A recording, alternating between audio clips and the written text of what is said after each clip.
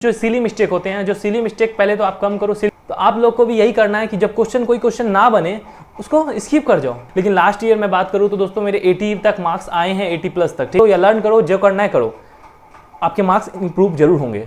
Hello दोस्तों, कैसे हैं आप सब? उम्मीद करता हूँ अच्छे होंगे और आप लोग की पढ़ाई बहुत अच्छे से चल रही होगी। दोस्तों आज मैं बात करने वाला हूँ कि मॉक टेस्ट में जिन किसी स्टूडेंट का मार्क्स 50 से 60 के बीच अभी भी रह रहे हैं, वो अपना मार्क्स कैसे बढ़ाएं। और दोस्तों मैंने अपने मार्क्स कैसे, मुझे याद है दोस्तों, जब मैं first time group D even NTPC की सेट लगा रहा था, बहुत पहले, मतलब 2019 की बात कर रहा हूँ, तो मेरे 45 मार्क्स आते थे और मैं जो टाइम लेता था दोस्तों, लगभग 1.5 से 2 घंटे ले लेता था टाइम। मतलब ऑफलाइन सेट बनाता था जिसमें 2 घंटे लग जाते थे मेरे को बनाने में।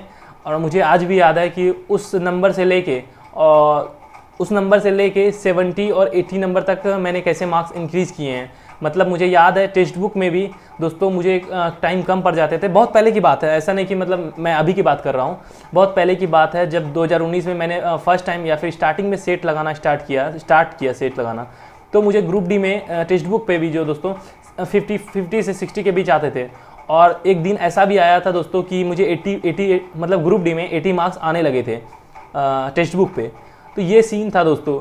और प्लेटफॉर्म पे दोस्तों मैं बताया जैसे कि लास्ट मतलब 2019 में स्टार्ट जब किया था दोस्तों, 2 घंटे लग जाते थे मुझे बनाने में, और जो है मेरे मार्क्स 45, 50 या 60 से कम ही रहते थे, ये समझ लो। और वहाँ से लेकर आज जो है दोस्तों टेक्स्ट बुक का जो न्यू वाला जो आया हुआ है सेट, आप लोग देखेंगे जो 10 सेट आया है, उसमें भी मैंने दोस्तों इधर स्टार्ट किया था बनाना, उसमें भी काफ़ी कम मार्क्स रहे थे। एक स्टार्टिंग में दोस्तों मुझे 58 सॉरी, एक मिनट मैं देख के बता देता हूँ आपको।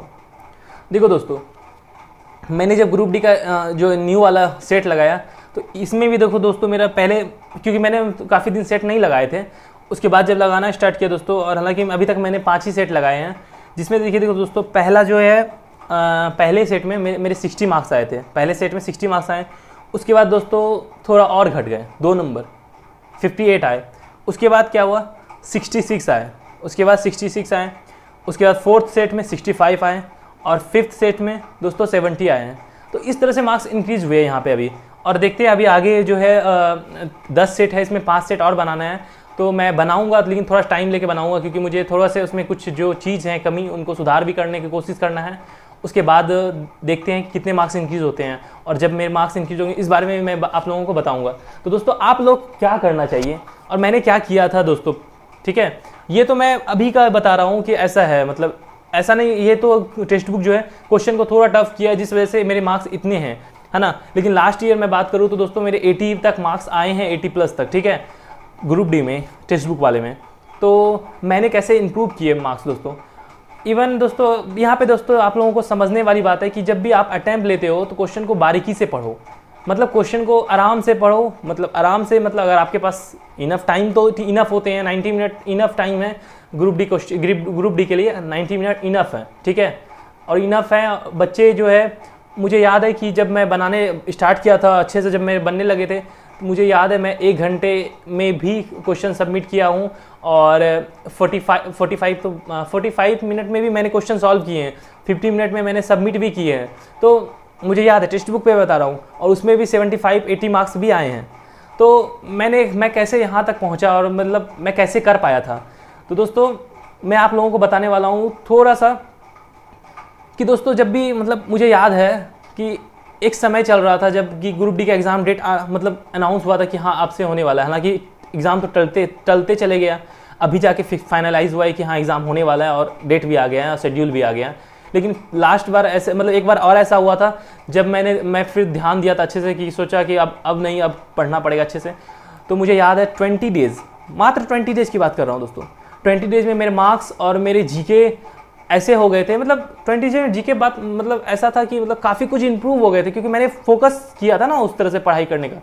तो ये था कि जैसे कि मैंने कोई मॉक दिया, ठीक है, कोई मॉक दिया, उनमें जितने भी जीके के टॉपिक आते थे, ठीक है, उस टॉपिक को ही मैं देख लेता था। मतलब जैसे कि अनुच्छेद से आया तो अनुच्छेद को मैंने रिवाइज कर लिया, बांध से आया बांध को मैं देख लिया, झील से आया झील को देखा, इस तरह से मैंने दोस्तों, और जैसे कि मान लेते कोई प्रॉफिट लॉस से क्वेश्चन छूट गए, क्योंकि मैं देखता था कि कैसे, मतलब इसमें क्या छूट, मतलब कैसे गलती हो गई या फिर इसमें क्या था जो नहीं बन रहा था। हालांकि बेसिक तो प्रॉफिट लॉस का क्वेश्चन छूटता नहीं है, लेकिन कुछ कुछ जो है ट्रिक बेस्ड या फिर कुछ जो होते हैं एक स्पेसिफिक टाइप के क्वेश्चन, वो सॉल्व नहीं होते थे दोस्तों। जैसे कि मिक्सर एंड एलिगेशन के क्वेश्चन जो है दोस्तों, अभी भी मेरे प्रॉब्लम होते हैं, जो कि मैंने प्रैक्टिस किया हूँ, लेकिन अभी भी कुछ कुछ प्रॉब्लम होते हैं मुझे मिक्सर एंड एलिगेशन में, लाइक। तो आप लोगों को भी होते होंगे दोस्तों। तो आप लोग देखो कि कहाँ प्रॉब्लम हो रही है और उस पर फोकस करो, उस पर काम करो कि उसको और सुधार कैसे किया जा सके। तो यही एक तरीका है दोस्तों। अगर आप सोचते हो कि इसमें कोई अलग न्यू तरीका होना चाहिए, मतलब जो आपके मार्क्स में डायरेक्ट जो है बाउंस कर दे, ऐसा तो नहीं होगा ना। आपको थोड़ा थोड़ा थोड़ा करके जो है मार्क्स बढ़ाना होगा। मैंने बताया कि आपको कि मुझे 45 मार्क्स आते थे और 45 से लेके 80 तक पहुंचना या 70 तक पहुंचना, थोड़ा थोड़ा ही मार्क्स इंप्रूव हुआ है, ऐसा नहीं कि सडनली मार्क्स इंप्रूव हो गए हैं। तो आप लोगों को भी ध्यान देना है कि क्या क्या गलती हो रहा है। अभी भी 20 दिन अगर किन्हीं के, अभी तो हालांकि जिनका 17 अगस्त से स्टार्ट होने वाला है उनके पास तो काफ़ी कम टाइम है, लेकिन वो लोग भी इस वीडियो का जो है इस वीडियो से लाभ उठा सकते हैं। तो दोस्तों, जब भी क्वेश्चन आप पढ़ो, सेट दो, तो क्वेश्चन बारीकी से पढ़ो, क्योंकि क्वेश्चन में कुछ कुछ मुझे याद है कि मैं पहले बहुत सिली मिस्टेक करता था, और अब पहले मेरे गलती जो है ना नॉर्मल होते थे, मतलब 15 गलती नॉर्मल थे। पहले नॉर्मल 15 गलती थे, 15-18 कभी कभी 20 भी पहुंच जाते थे, 15-18 ऐसे पहुंचते ही थे। लेकिन अब जो है नॉर्मल गलती क्या है, मेरा 8-9 नॉर्मल गलती हो गए, मतलब इनकी काफ़ी घटे हैं। हालांकि 8-9 भी मतलब गलती नहीं होना चाहिए, लेकिन इतने होते हैं मेरे। तो मैंने इम्प्रूव किया है, ये मैं बता रहा हूँ आपको, तो काफ़ी इम्प्रूव किया है। तो आप लोग भी कर सकते हो इस तरह से। तो मेरे कुछ मैं बनाता था ना क्वेश्चन, तो मैं मान लेते मैं 65 आए, ठीक है, तो मुझे ये लगता था कि 5-7 क्वेश्चन तो ऐसे थे जो मैं सही कर सकता था। समझ में आ रहा है कुछ? 5-7 क्वेश्चन ऐसे थे जो सही कर सकता था। और आप लोग को भी मैं बता रहा हूँ गारंटी के साथ, आप लोग जब कोई सेट बनाते होंगे तो आपके मान लेते हैं 10-12 गलती हो रहे हैं, उसमें से 5-7 ऐसे होते हैं जो आप सही कर सकते हो। और इस चीज़ को लेके आप एग्री भी होंगे। कमेंट में जरूर बताएं कि ऐसा आपके साथ होता है या नहीं, कि मतलब अगर आप 10-12 गलती कर रहे हो, उसमें 5-7 ऐसे मिलेंगे आपको, 5 क्वेश्चन एटलीस्ट, जो आपको लगता है कि हाँ मैंने ये पढ़ा था पहले बात, या फिर ये क्वेश्चन मैथ का कुछ सिली मिस्टेक की वजह से गलती हो गया, या फिर क्वेश्चन ऐसा था कि लास्ट में पूछा था कि ये नहीं था, मतलब ये नहीं क्वेश्चन पूछा जाता। इनमें से कौन नहीं है। हम लोग क्या होता है कि स्पीड में फ्लो में पढ़ लेते हैं और इनमें से कौन है टिक करके आंसर और नेक्स्ट बढ़ जाते हैं, और पता चलता है लास्ट में गलती हो गया। मैंने बहुत क्वेश्चन दोस्तों ऐसे में गलती की है, जैसे कि कुछ क्वेश्चन जैसे टाइम एंड वर्क के क्वेश्चन आते हैं ना, तो उसमें जैसे कि ए इतने दिन में काम कर सकता है, बी इतने दिन में कर सकता है, तो ए बी साथ मिलकर पूरे काम कितने दिन में कर सकते हैं। क्वेश्चन ऐसे नॉर्मली आते हैं, लेकिन यहाँ पे का क्वेश्चन कभी कभी क्या हो जाता है, ए बी पूरे काम का 1/3 ऐसे, वो 1/3 ऐसे नहीं लिखा जाता है, 1/3 नहीं लिखा होता है, 1/3 हिंदी में लिखा रहता है, 1/3। तो जब क्वेश्चन आप फ्लो में पढ़ते हो ना, तो आपको लगता है कि पूरा काम कितने दिन में कर सकता है, और ऑप्शन भी वैसे ही रहते हैं, जिस वजह से गलती हो जाता है। तो क्वेश्चन पूछा 1/3 कितने दिन में कर सकते हैं, और जब गलती हो जाता है, जब देखते हैं कि क्या एनालाइज करते हैं कि कैसे गलती हो गया, तो देखते हैं कि क्वेश्चन फ्लो में मतलब बहुत स्पीड में क्वेश्चन जो है नहीं पढ़े थे सही से। तो ये सब भी कुछ कुछ जो सिली मिस्टेक होते हैं, जो सिली मिस्टेक पहले तो आप कम करो। सिली मिस्टेक कम करोगे तो मुझे लगता है आप अगर सिली मिस्टेक कम करते हो तो उसमें ही 4-5 मार्क्स इंक्रीज हो जाएंगे।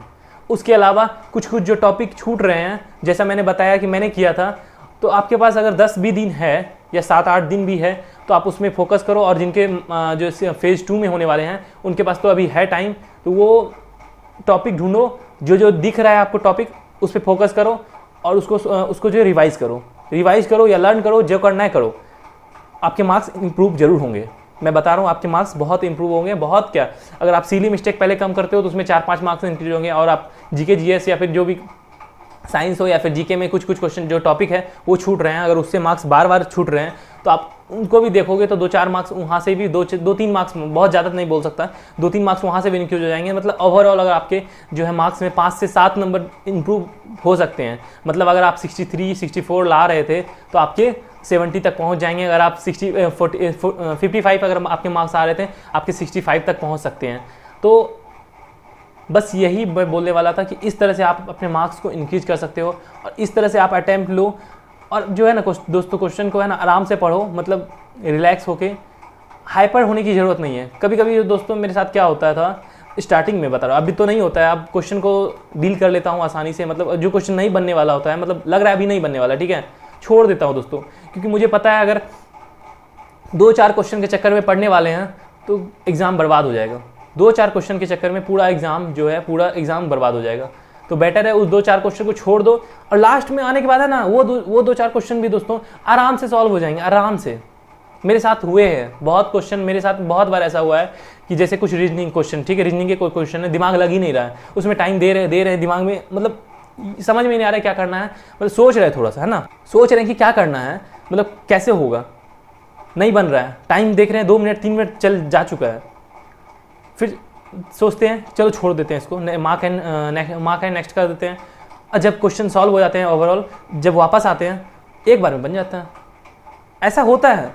तो आप लोग को भी यही करना है कि जब कोई क्वेश्चन ना बने उसको स्किप कर जाओ, मार्क एंड रिव्यू करके स्किप कर जाओ, लास्ट में आके रिव्यू करो, आराम से क्वेश्चन सॉल्व हो जाएंगे। अगर क्वेश्चन सॉल्व होने को होंगे और आराम से हो जाएंगे, मैं बोल रहा हूँ ना, अगर क्वेश्चन सॉल्व होने होंगे आराम से होंगे, क्योंकि मेरे साथ होते हैं और बहुत लोगों के साथ होते हैं। तो ये आपको करना है, क्योंकि अगर आप ये जो है ना आर्ट ऑफ स्कीपिंग ये नहीं सीखोगे ना, तो कोई भी एग्ज़ाम में बहुत मुश्किल होगा, समय की दिक्कत होगी पहले। तो बस आज के लिए इतना ही दोस्तों, मिलेंगे नेक्स्ट वीडियो में, तब तक के लिए बाय बाय।